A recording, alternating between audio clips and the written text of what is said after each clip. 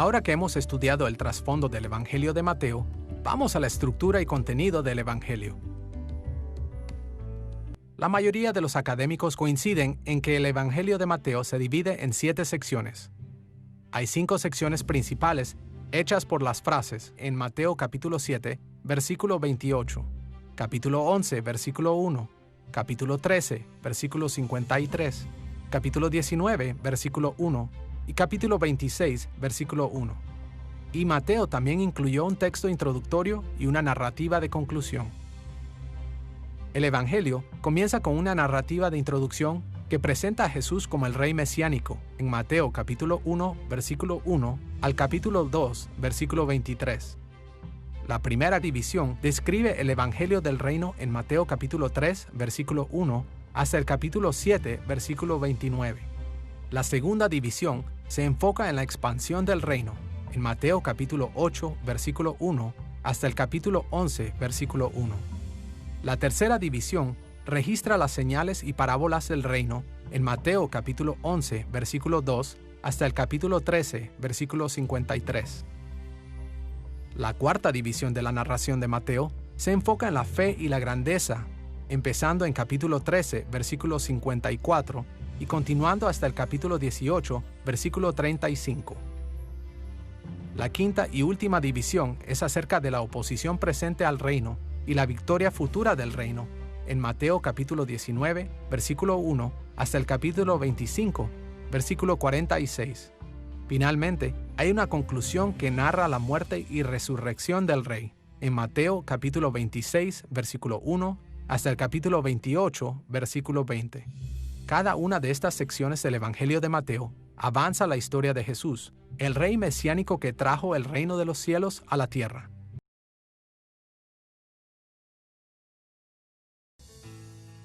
La introducción al Evangelio de Mateo nos presenta a Jesús como el Rey mesiánico y se compone de 2 secciones, una genealogía y una narrativa de su infancia. La genealogía se encuentra en Mateo capítulo 1, versículos 1 al 17. Técnicamente, el primer versículo es realmente una introducción o un título en el cual Mateo resume su punto principal, es decir, que Jesús es el Rey mesiánico de Israel. Mateo capítulo 1, versículo 1 dice lo siguiente: Libro de la genealogía de Jesucristo, hijo de David, hijo de Abraham. Desde el comienzo, Mateo puso énfasis especial en David, el rey de Israel, y en Abraham, el padre del pueblo judío. Después de esta declaración introductoria, la genealogía misma comienza en el versículo 2. De acuerdo con Mateo capítulo 1, versículo 17, la genealogía se organiza en 3 segmentos. Cada uno contiene 14 generaciones. La primera comenzó con el pacto de Dios con Abraham, en el que Dios le prometió a Abraham que sus descendientes gobernarían el mundo. El segundo segmento comienza con el rey David y con la promesa de Dios de cumplir su pacto con Abraham al establecer la dinastía de David para siempre. Este segundo segmento termina con el pueblo de Dios siendo exiliado de la tierra prometida por su pecado y por el rompimiento del pacto. El tercer segmento de la genealogía va desde el exilio hasta el nacimiento de Jesús. Israel había quebrantado el pacto de Dios y había caído bajo las maldiciones del pacto. Pero Dios todavía tenía la intención de bendecir a Israel y cumplir las promesas que había hecho a Abraham y a David. Los reyes de Israel habían fracasado, pero ahora el último rey de Israel, el que iba a cumplir el destino de Israel, había llegado finalmente. La lista de ancestros de Jesús finaliza en Mateo capítulo 1, versículo 16, en el que leemos las siguientes palabras: Jacob engendró a José, marido de María, de la cual nació Jesús, llamado el Cristo. De esta forma, Mateo prueba que Jesús tenía un derecho completamente legal al trono de David, por medio de su padre José. Siguiendo la genealogía de Jesús, encontramos la narrativa de su infancia. La narrativa de la infancia de Jesús se encuentra en Mateo capítulo 1, versículo 18 al capítulo 2, versículo 23. Esta sección es muy breve, solamente 31 versículos, comparados a los 116 versículos del Evangelio de Lucas. En esta sección, el propósito de Mateo era bastante limitado. Cada uno de los 5 breves párrafos fue diseñado para llamar la atención a un hecho central. Jesús, el Mesías, había nacido.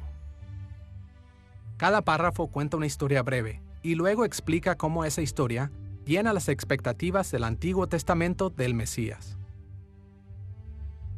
Una de las cosas más interesantes que aprendemos en la narrativa de la infancia de Jesús es que él no tuvo un padre humano. En cambio, Dios fue su padre, literalmente. El Espíritu Santo hizo que María concibiera a Jesús a pesar de que todavía era virgen. Ahora, algunos críticos del cristianismo han sugerido que esta es una debilidad en la genealogía de Jesús, ya que él no era físicamente un descendiente de José por medio del cual podía reclamar el trono de David. Pero es un hecho muy reconocido que las genealogías bíblicas, como la de Primera de Crónicas, capítulo 1 al 9, con frecuencia trazan a los ancestros por medio de padres adoptivos. Por otra parte, debido a que Jesús era el Hijo de Dios, también era completamente divino. Y esto significó que él podría mantener el pacto de Dios perfectamente. Los reyes humanos nunca habían obedecido perfectamente el pacto de Dios, y así nunca habían podido heredar las bendiciones completas del pacto que Dios había prometido a Abraham y a David. Así que Dios envió a su Hijo perfecto para ser rey, con el fin de garantizar que su pacto sería guardado y que sus promesas de bendiciones fueran cumplidas. Es muy claro que el Mesías viene por medio del linaje de David como humano, y hay muchas verdades importantes allí. Pero también es crucial que nos demos cuenta que el Mesías también tiene que ser Dios, tiene que ser divino. ¿Por qué es así? Últimamente es porque nuestro problema como seres humanos ante Dios es que hemos pecado contra Él. Él debe proveer la respuesta. Él debe proveer la solución. El problema del perdón del que a veces queremos hablar es que nuestro pecado ante Dios no es algo que Él pueda pasar por alto. No es algo que Él pueda decir, da lo mejor de ti. Dios es un Dios santo. Dios es recto y justo. No podemos simplemente hacer que Él ignore nuestro pecado. Eso sería negarse a sí mismo. Así que, para que Él nos perdone, Él debe tomar la iniciativa. Él debe de proveer, últimamente, la solución que satisfaga sus propios requisitos de justicia.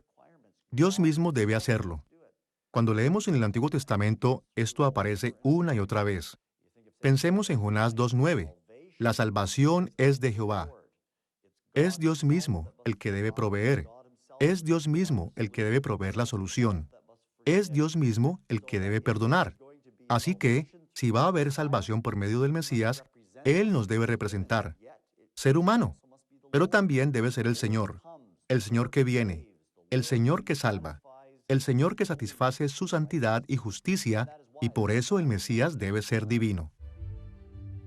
En la introducción a su evangelio, Mateo presentó a Jesús como el rey mesiánico, el hijo real de David que recibió todas las bendiciones que Dios había prometido a Abraham y al pueblo de Israel.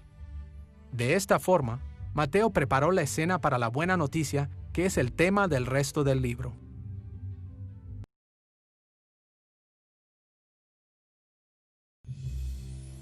Después de la introducción, hay 5 divisiones literarias principales del Evangelio.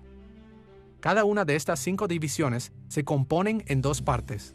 Una sección narrativa, en la que Mateo describió lo que hizo Jesús, seguida por una sección de un discurso, en el cual Mateo reporta lo que Jesús dijo. La primera división del Evangelio de Mateo cuenta la historia del Evangelio del Reino de los Cielos. Esta sección se encuentra en Mateo capítulo 3 al capítulo 7, versículo 29.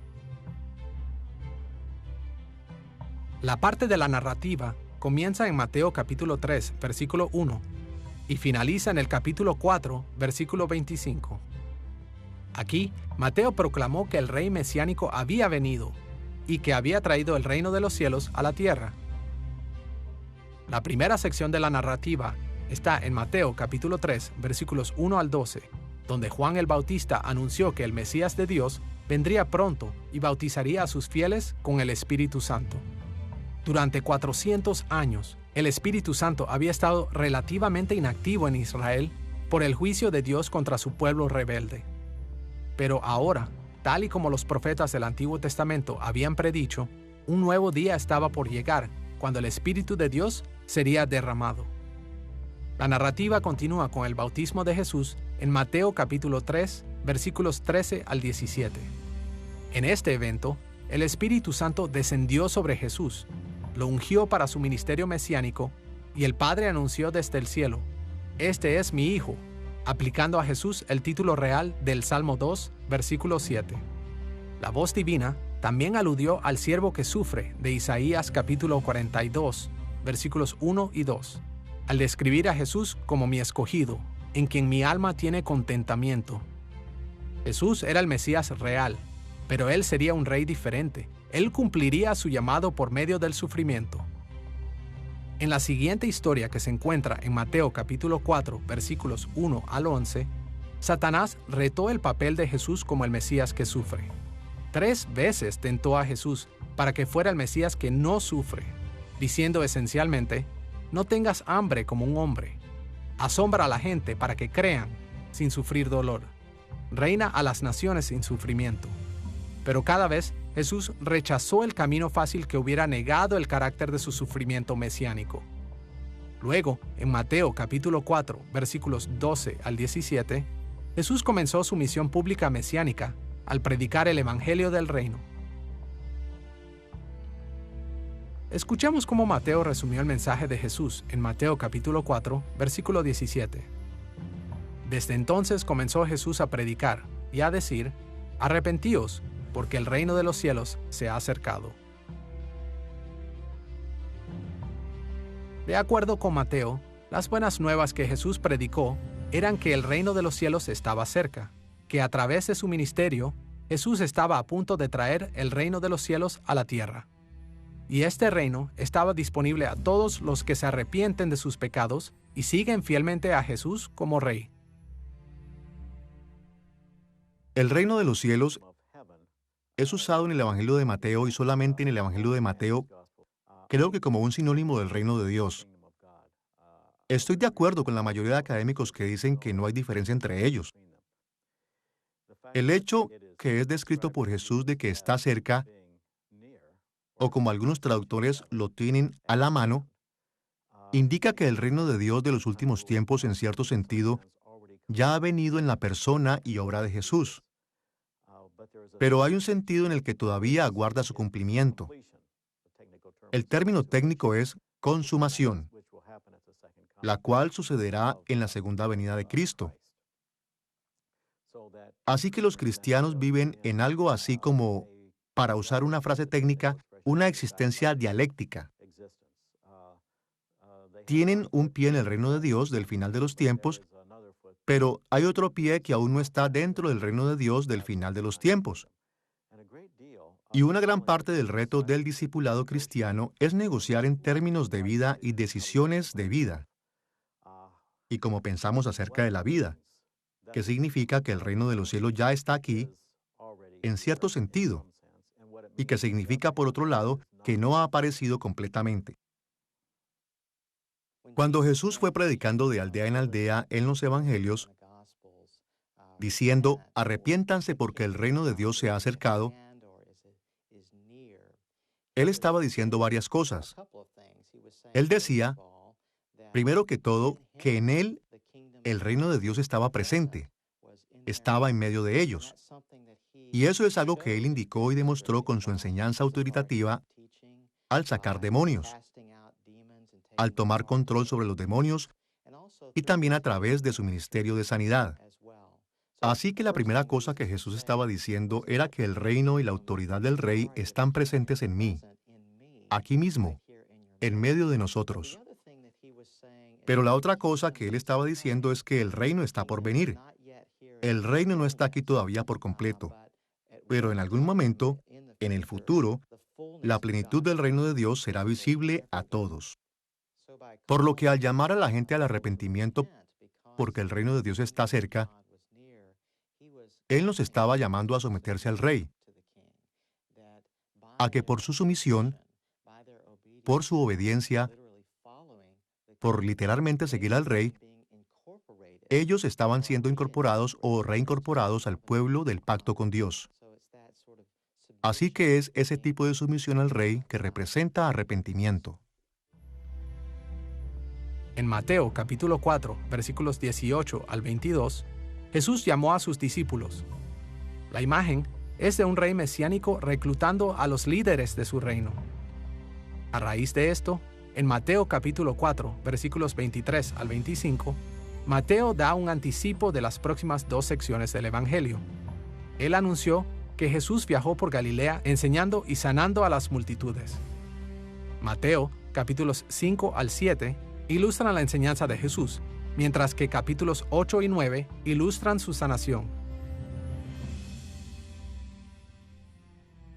Ya que hemos visto la narrativa de Mateo acerca del Evangelio del Reino, vamos al discurso que aparece en Mateo capítulo 5, versículo 1 al capítulo 7, versículo 29. A ese discurso se le llama comúnmente el Sermón del Monte. En sus enseñanzas, Jesús escribió las vidas justas de los ciudadanos del reino. Él menciona explícitamente el reino 7 veces, y todo el sermón es acerca de este tema. Una y otra vez, Jesús hizo énfasis en que los retos de los justos eran mucho peor de lo que los líderes del judaísmo se habían imaginado. También hizo énfasis en que el Padre Celestial de los ciudadanos del reino estaba más cerca y más dispuesto a bendecirlos de lo que ellos se imaginaban. Es la combinación de estos pensamientos los que le dan al sermón su carácter distintivo. Consideremos solamente un ejemplo del Sermón del Monte, la enseñanza de Jesús sobre el adulterio. Jesús enseñó que la ley de Dios demandaba más que una lectura superficial podría indicar, y más de lo que los maestros judíos enseñaban comúnmente. Escuchemos lo que Jesús dijo en Mateo capítulo 5, versículos 27 y 28. Oísteis que fue dicho, no cometerás adulterio. Pero yo os digo que cualquiera que mira a una mujer para codiciarla, ya adulteró con ella en su corazón. Cuando Jesús se refirió a lo que fue dicho, él estaba hablando de interpretaciones comunes entre los rabinos judíos de aquellos días.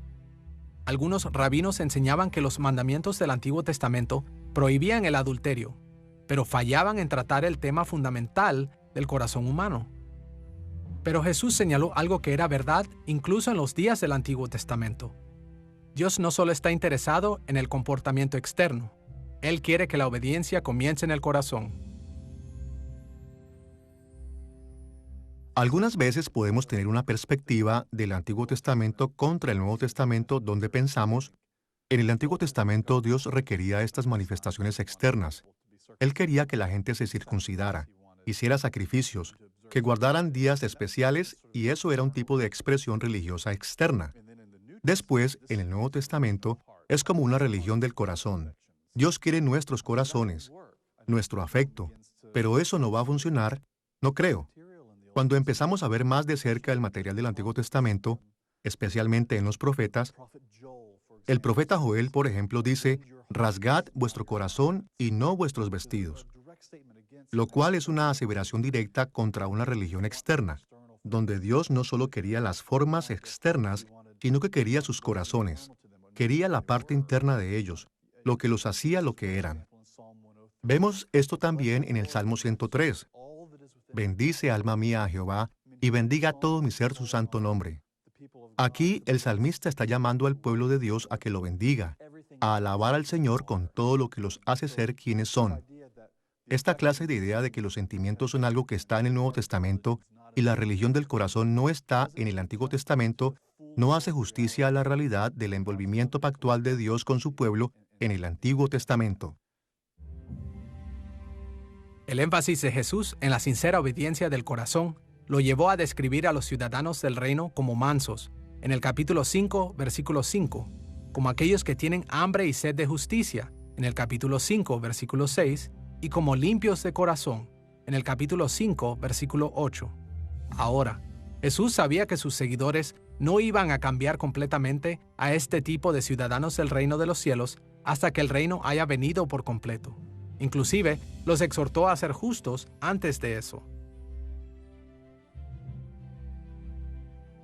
Escuchemos lo que él dice en Mateo capítulo 5, versículo 48. Sed, pues, vosotros perfectos, como vuestro Padre que está en los cielos es perfecto. De cierta forma, este mandamiento es imposible de cumplir. Nadie puede ser perfecto tal y como lo es Dios. Pero esto no nos debería desalentar.